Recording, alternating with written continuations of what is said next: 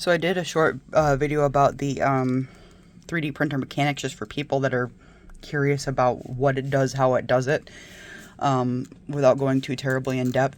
So I'm going to kind of do the same thing about slicing software without getting into too many of the details, but to just basically explain so you get a visual of how the mechanics with single color and multicolor printing actually come out onto the printer.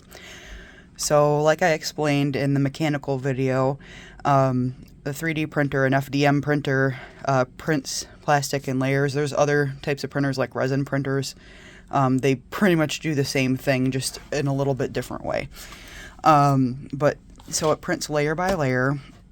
And so here I have an example of some multicolor pieces I have painted in here, and then a single color. So this one, when it goes to the AMS, it will print in layers just the single color. This one is going to have to make a lot of color changes.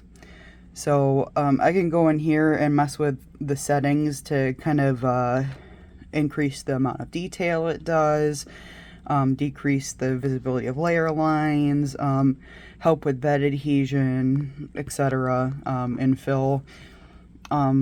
But when I go into, and I can also like go add shapes and other things to it and edit the file.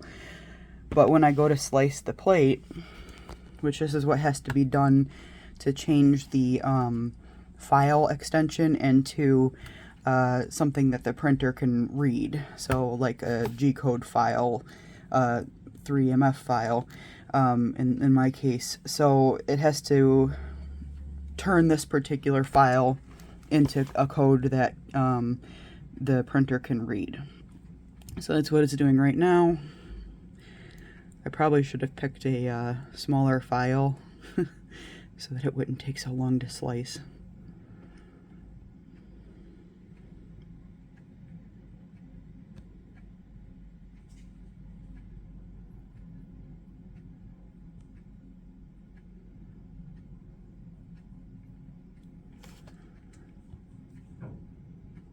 Anyway, while that's slicing, a short explanation of how something like this gets to this point.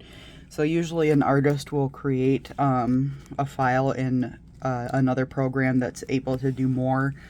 Like Bamboo Studio here is a slicer. You can also do some basic design and editing, but for something more complicated like this, a lot of artists use something like Blender, and basically what that does is they can take something and it'll look like modeling clay on your computer. Cat Creations is one of the creators that I subscribe to, and she has some videos out there showing how she does it. She'll start with like literally a sphere, and it will look like modeling a ball of clay.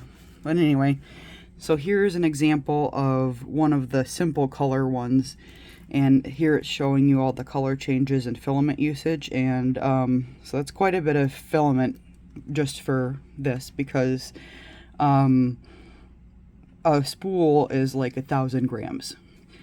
So that's quite a lot of filament for just one thing. And it takes an entire day to do. So we're gonna go and reslice the single color one, and the one that I had with the green and all that, that was even more filament. It was quite a lot. So we have to take the time and the cost for the machine maintenance and electricity and filament and everything into account. We don't really get compensated on our time for editing, and like I had to paint that whole file. So it takes a while because I have to rotate the model and make sure that I'm getting all of the crevices and everything so I don't get a weird splash of color somewhere that I didn't want it. So all that does take time. Hopefully the slicing goes quicker on this. A higher powered machine like a desktop computer is usually gonna with updated components, is usually going to complete the slicing process a little faster than my laptop. So my husband has my old desktop that we souped up, and his goes a little faster on the slicing than mine does.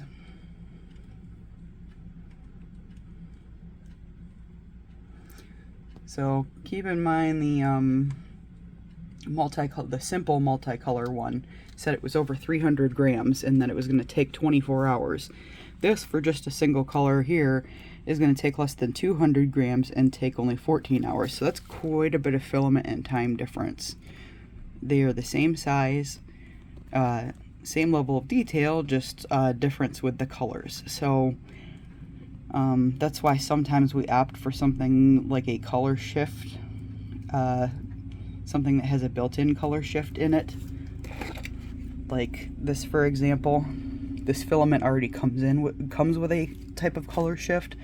It limits us because we can only do the color like that. I mean, like, it just prints the way the filament is.